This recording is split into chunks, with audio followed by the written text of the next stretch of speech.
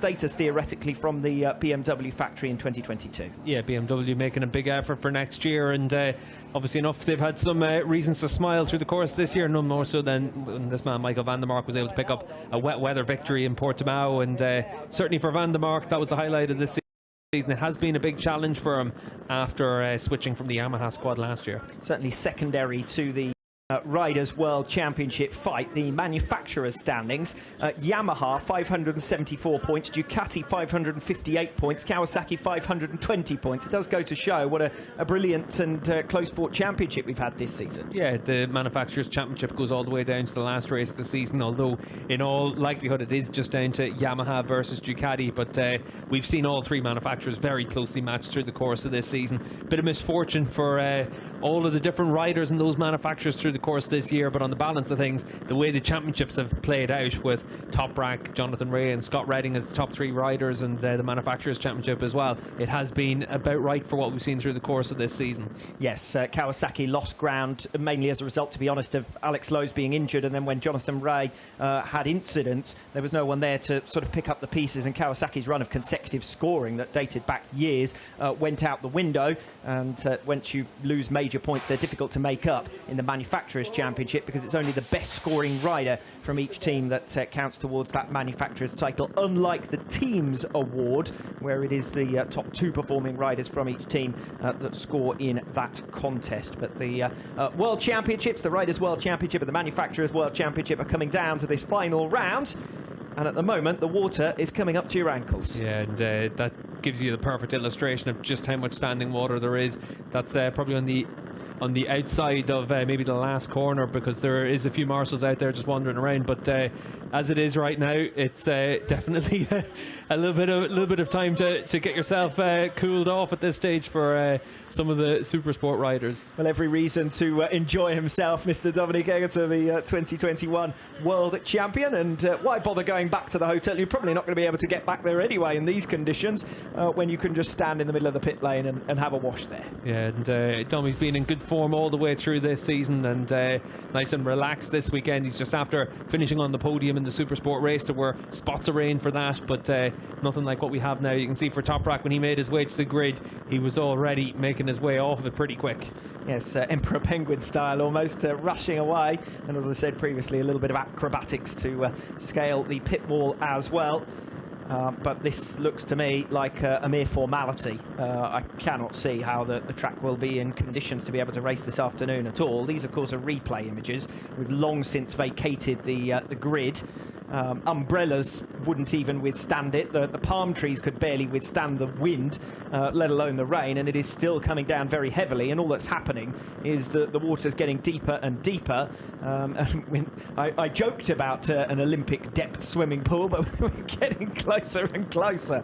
You saw just from the marshal there, the water up to his ankles. Yeah, and it is just keeping to come down at the same degree as well. You can see from these shots just how wet it is out there, and we saw when the safety car was doing its lap just how little visibility there was, especially in that run down towards turn 10. So no real chance of any change in the next while, but certainly for the superbike riders, they're going to just have to come together. They could well be able to talk, as the safety commission traditionally we see three riders from the safety commission come together and make a decision about what to do. We saw that if you think back to Laus's Ring in 2016, we had similar conditions to this. Obviously Sepang, we've had similar situations as well. Well, I know who might be the only rider who wants to make sure that something happens this afternoon, and that'll be Jonathan Rea, because if the Superpole race is cancelled, he's going to lose potentially 12 points there. Well, I remember at Assen when we had the snowstorm a few years ago in 2019, Johnny was one of the few riders that was out there saying, oh, we should be able to race in these conditions.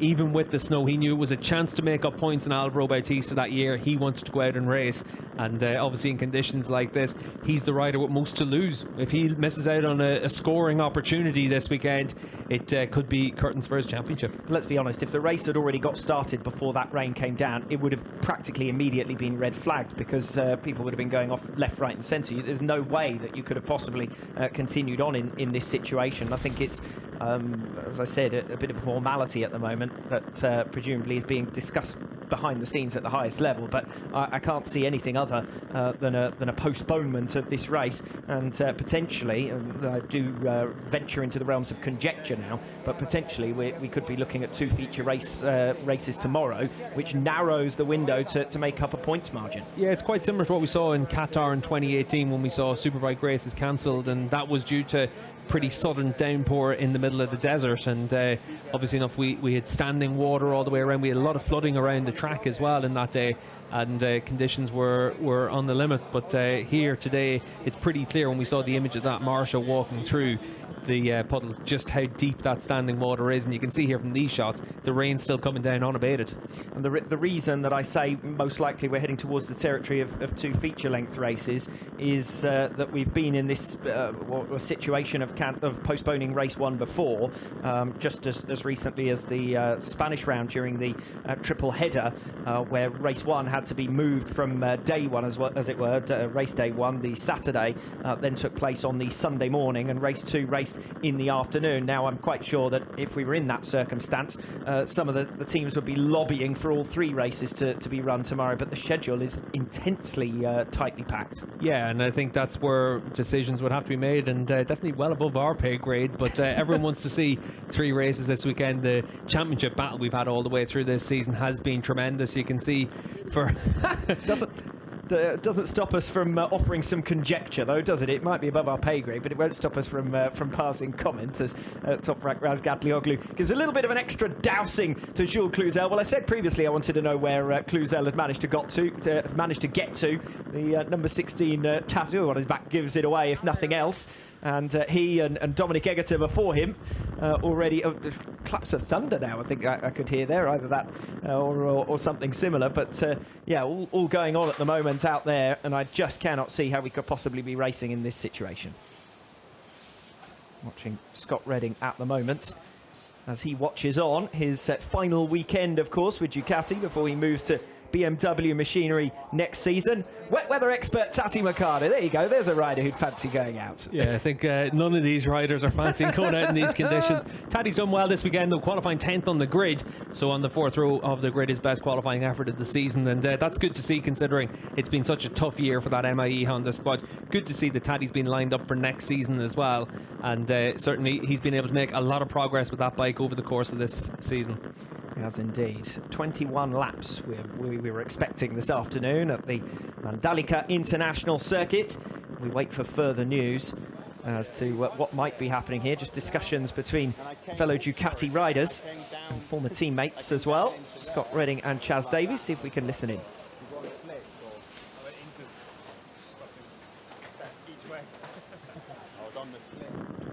Yeah, just talking about tyres there. Yeah, we saw Scott leave the pits. He was out on slick tyres to get to the grid, and that definitely would have been a hairy ride for him as he made his way back around.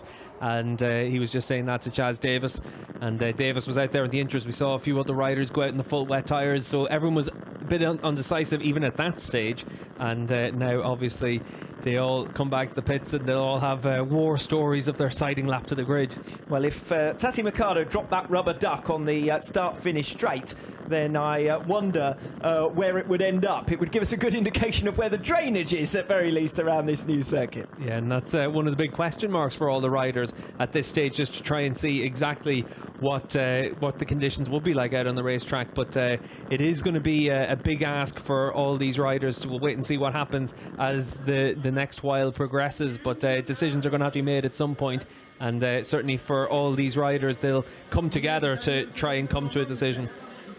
We are waiting to hear further news at the moment. Still discussions ongoing behind the scenes as to what might be the outcome of the current weather situation. I think you only need to look out of the window to see that the track conditions certainly not raceable at this current point, but also the weather not easing up to any great extent. Yeah, and there are a lot of dark clouds still in the area where the weather has been coming from, so that is the challenge. And you can see there for Jonathan Ray just giving Jake his son there a little bit of good luck for his football match later on, and then telling Tyler to get himself to bed. Yeah, Jake and Tyler back to bed because we're clearly completely different time zones and so on, and a reminder that the riders know as well as we do that there can't be any racing in the current conditions, and so go back to bed. You're not going to miss anything. Is pretty much the current answer.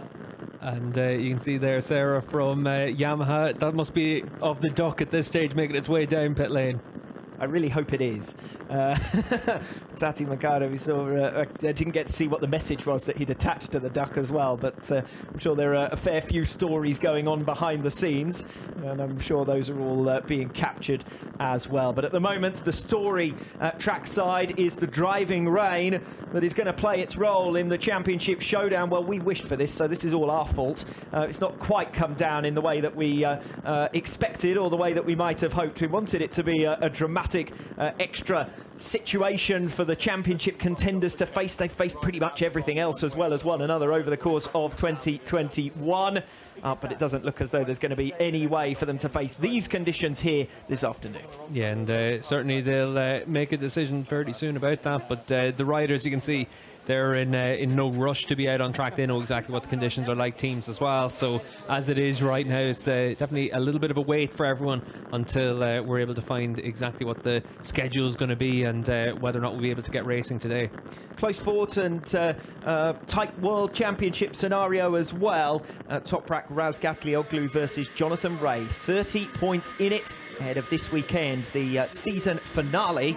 And of course also the Manufacturers World Championship up for grabs, with Yamaha leading the way, but only a mere 16 points in it at the top of the standings. Yamaha ahead of Ducati, with Kawasaki trailing somewhat further back, and would have been in need of big results over the course of this weekend. Well, we're not exactly in uncharted territory if we do get a cancellation here today. The weather conditions are certainly not going to allow us to race as things stand at present. We've been waiting and waiting and hoping, of course, that the weather conditions would improve and that the track, given the temperatures here, would be able to improve and dry out the circuit to some extent.